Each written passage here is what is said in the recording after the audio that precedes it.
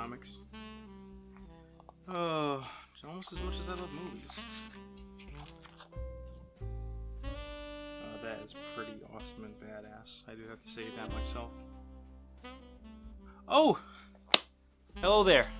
I'm Jay, guys, and welcome to a new video on my channel. As you can tell, this video has a certain mood that's different than my usual videos, and it's probably the fire that I have burning in the background there.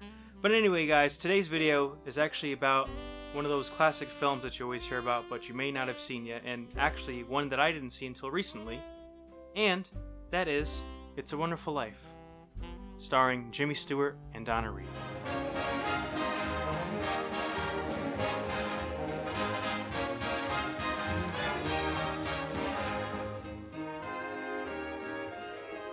It's a Wonderful Life is a staple in holiday films, especially since it's been a classic and it's been emulated in many different forms of TV and film in one way or another. It does draw upon a little bit of the what-if aspect because at one point in the story, the main character of George Bailey questions why he's alive, and if he had never been born, would that have been better for just everyone that knows him? Yeah, so you still think killing yourself would make everyone feel happier, eh? Oh, I don't know. I guess you're right. I suppose it'd been better if I'd never been born at all. What'd you say? I said I wish I'd never been born.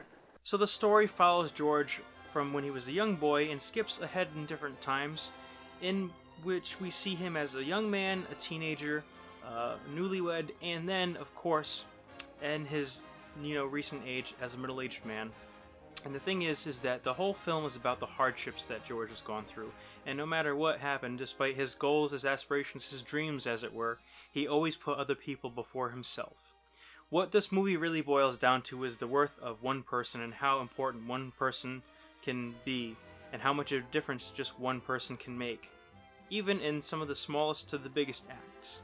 And how, if they had never been born or had never been around, the moral of the story is that life would be a little less spectacular. What is it you want, Barry? What do you want? You want the moon? Just say the word and I'll throw a lasso around it and pull it down. Now, by today's standards, you might look at this film and say it's dated, and its ideals and everything are very, very wholesome and unrealistic. I like to take that and kind of flip that. Honestly, films are never made like this anymore, and although certain technical things are a little noticeable, especially if you're a fan of film and cinematography and filmmaking, in general, you will notice those things that pop out. Awkward jump cuts, kind of misplaced things, continuity errors. I'm sure you can go and dissect this film left and right. But the moral of the story and the whole point of it is to watch and just kind of reflect on your life along with George and what he's done.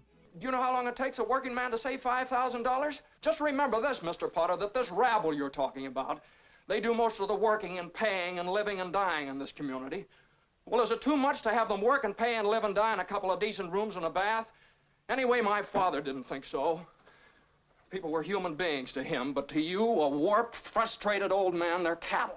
But the thing is about art and film, it's all subjective. So at whatever time period you're watching this, clearly you're going to get something different out of it. And your perspective will inform your take on the film. And I'd like to think my perspective is that, being kind of a young man like myself in my late 20s, and being an only child and kind of being someone who likes to find the good in people and is trying to always help people as much as I can, I like to identify with George on different levels, And I don't know if I'm saying this because it was my first and only viewing of the film, but I really did enjoy it.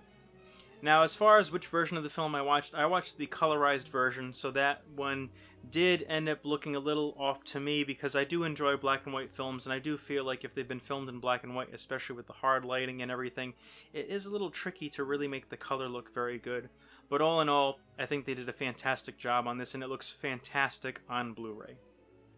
And for an older film, I found this one to be relatively short when compared to things such as Gone with the Wind or even Citizen Kane. The film is about 2 hours, a little over that, and it really ends up just being majority-wise a piece of exposition, not in a bad way, but we get to learn about George at the different facets of his life and kind of see the trials and tribulations that he's gone through. And everything comes to head at the end where after all the things that he's done and having had a big family and everything like that, he finds himself in a bad position monetary-wise because of something that occurred with his uncle and business partner, where he ended up losing $8,000 for their business, which they desperately needed to stay open. And then at that point, what happens is there's an investigation brought up, there's a warrant for his arrest and everything, and all for him having done the best thing that he could, or trying to be the best way possible. And a freak instance where some silly mistake occurs, he could have been put away to jail. Dear Father in heaven,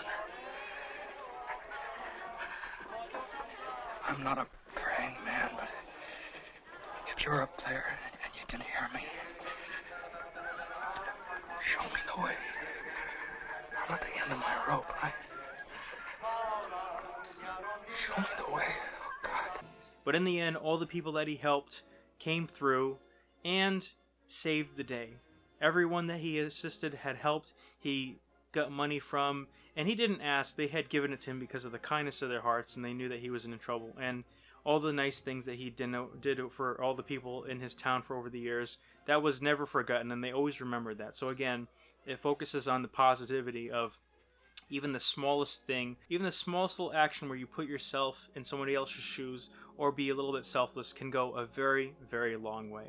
Good idea, Ernie. A toast to my big brother George, the richest man in town.